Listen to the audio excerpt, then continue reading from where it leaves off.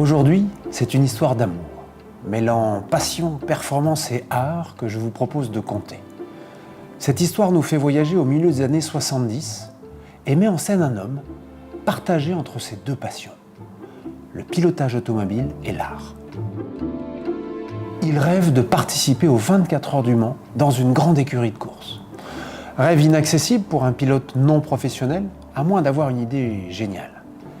Hervé Poulain propose à BMW d'offrir comme support la carrosserie d'une 3 litres CSL de course à un artiste de renom.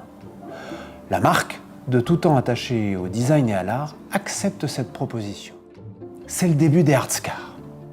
Sur les 19 œuvres qui composent la série, nous allons plus particulièrement porter notre attention sur les 4 premières, qui ont osé défier les 24 heures du Mans.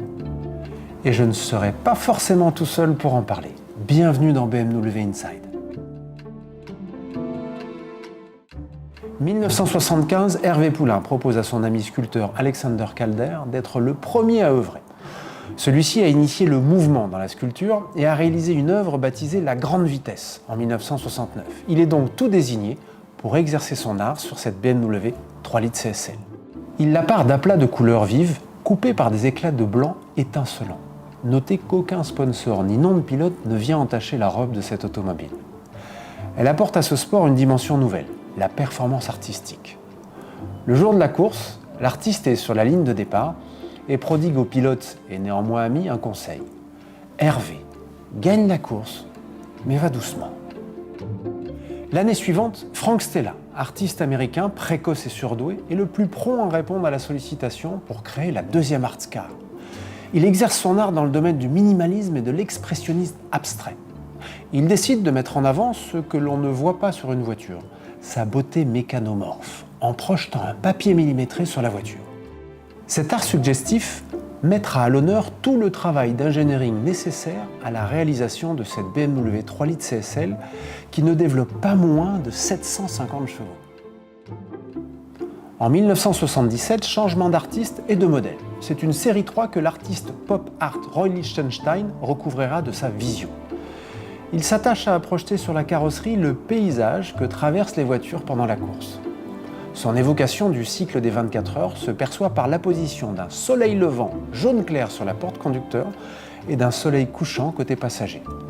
Il dira avec humour que sa composition devrait faire gagner 10 km en plus en vitesse de pointe. Cette série 3 terminera la course, première de sa catégorie. En 1979, Andy Warhol se verra offrir la possibilité de fixer son talent sur la supercar BMW M1. Warhol, vêtu d'une combinaison BMW Motorsport, réalise une œuvre anticonformiste qu'il peindra lui-même au pinceau en moins d'une demi-heure, prenant de vitesse l'équipe de tournage. Il choisit un mix de couleurs ambitieux, dans la mesure où il savait que les couleurs allaient évoluer, prendre vie et gagner l'une sur l'autre, en fonction de la vitesse. Andy Warhol dira de la M1 « J'aime cette voiture, elle est plus réussie que mon œuvre ». Maître Poulain, bonjour, merci de nous rejoindre dans BMW Inside. Vous êtes le premier invité à nous rejoindre dans cette émission.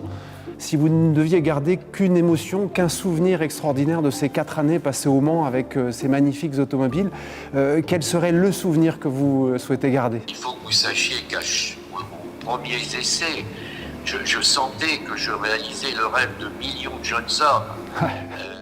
Tout d'un coup, vous dites, je vais comprendre ce que je fous là. Une dilatation du cœur, de l'esprit, de tout. J'avais tout ça.